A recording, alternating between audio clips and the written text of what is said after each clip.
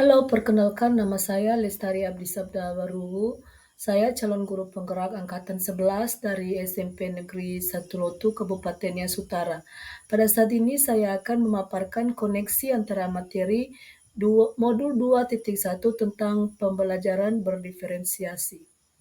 Pertanyaan pertama, buatlah kesimpulan tentang apa yang dimaksud dengan pembelajaran yang berdiferensiasi dan bagaimana hal ini dapat dilakukan di kelas.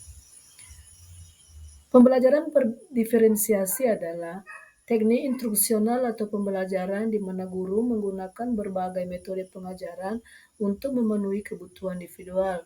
Setiap siswa sesuai dengan kebutuhan mereka. Kebutuhan tersebut dapat berupa pengetahuan yang ada, gaya belajar, minat, dan pemahaman terhadap mata pelajaran.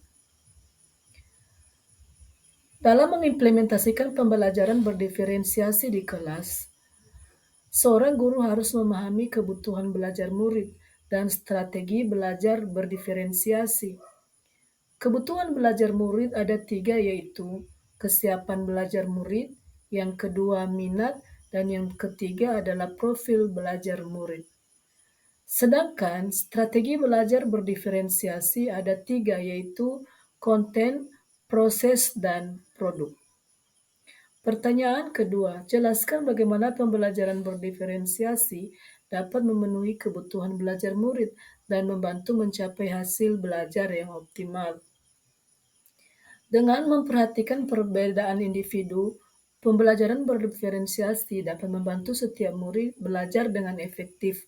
Murid yang memiliki kemampuan yang lebih tinggi akan diberi tantangan lebih, sementara murid yang memiliki kemampuan sedang dan kurang diberi bantuan yang sesuai.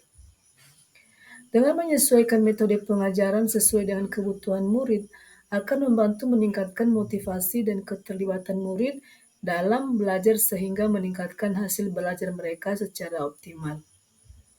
Pertanyaan ketiga, jelaskan pula bagaimana Anda melihat kaitan antara materi dalam modul ini dengan modul lain di program pendidikan guru penggerak. Kaitan modul 2.1 dengan modul 1.1, yakni untuk dapat melakukan pembelajaran berdiferensiasi, guru harus memenuhi kebutuhan belajar murid sesuai dengan kodrat alam dan kodrat zaman murid yang didasarkan pada filosofi Ki Hajar Dewantara, yakni pendidikan yang berpusat pada peserta didik.